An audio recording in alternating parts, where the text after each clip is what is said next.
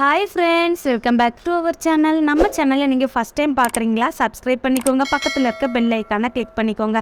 இன்றைக்கி நம்ம சேனலில் ரொம்ப ஈஸியான மெத்தடில் பன்னீர் புர்ஜி எப்படி பண்ணலான்னு தான் பார்க்க போகிறோம். இந்த வீடியோ உங்களுக்கு பிடிச்சிருந்துச்சுன்னா உங்கள் ஃப்ரெண்ட்ஸ்க்கு ஷேர் பண்ணுங்கள். Thank you, watch the full video. Stove on பண்ணி ஒரு பேனில் 1 ஸ்பூன் எண்ணெய், 2 வெங்காயம் இந்த மாதிரி நீல வாக்கில் கட் பண்ணி ஆட் பண்ணிக்கலாம்.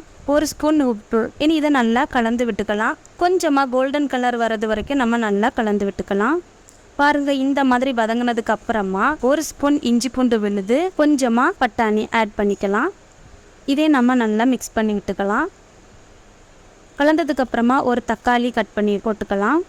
அதுக்கு முன்னாடி நம்ம பன்னீரை இந்த மாதிரி உதிர்த்து எடுத்துக்கலாம். நான் இன்னைக்கு 200 கிராம் பன்னீரை எடுத்திருக்கேன். இது நல்லா வதங்கட்டும். வதங்கினதுக்கு அப்புறமா 1 spoon garam masala, 1 spoon mutton masala add பண்ணிக்கலாம். இதே நல்லா நம்ம கலந்துக்கலாம். இனி 1 ஸ்பூன் மஞ்சள் தூள், கலந்ததுக்கு அப்புறமா 1 ஸ்பூன் வத்தல் தூள், இதே நல்லா நம்ம கலந்து விட்டுக்கலாம். நம்ம சேனலில் நிறைய பேர் சப்ஸ்கிரைப் பண்ணாமல் பார்த்துட்டு இருக்கீங்க. சப்ஸ்கிரைப் பண்ணாமல் பார்த்துட்டு இருந்தா சப்ஸ்கிரைப் பண்ணிக்கோங்க. Thank you, watch the full video. இனி இதில் 1/4 கப் தண்ணி விட்டு நல்லா வதக்கி எடுத்துக்கலாம். இனி பன்னீரை ஆட் பண்ணிக்கலாம். அதையே நல்லா மிக்ஸ் பண்ணி விட்டுக்கலாம். நம்ம பன்னீர் மசாலா ஆட் பண்ணாமல் மட்டன் மசாலா ஆட் பண்ணுறோன்னா வீட்டில் நம்மளுக்கு ஈஸியாக இருக்கக்கூடிய மசாலா தான் அது. அதுக்காக தான் நான் இன்னைக்கு மட்டன் மசாலா யூஸ் பண்ணியிருக்கேன். பன்னீர் மசாலாவை விட மட்டன் மசாலா யூஸ் பண்ணும்போது ரொம்ப டேஸ்ட்டு சூப்பராக இருக்கும்.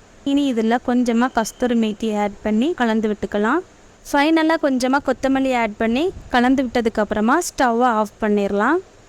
நம்ம புர்ஜி ரொம்ப சூப்பராக ரெடி ஆகிடுச்சு. பார்த்தீங்களா, பார்க்கவே சூப்பராக இருக்குல்ல. உங்கள் வீட்டுக்கு கெஸ்ட் யாரும் வந்தாங்கன்னா 5 மினிட்ஸில் இந்த மாதிரி நீங்கள் ரெடி பண்ணி கொடுத்து நீங்களும் நல்லா என்ஜாய் பண்ணி சாப்பிடுங்க. எல்லாம் ஆர்டர் பண்ணாமல் வீட்டிலே நம்ம இந்த மாதிரி ரெடி பண்ணி சாப்பிட்றதா நம்மளுக்கு ரொம்ப ஹெல்த்தி. பன்னீர் புர்ஜி பார்த்தீங்கன்னா சப்பாத்தி பூரிக்கு ரொம்ப அட்டகாசமான சைட் டிஷ்ஷாக இருக்கும். நீங்களும் இந்த மாதிரி உங்கள் வீட்டில் ட்ரை பண்ணி பாருங்கள். தேங்க்யூ.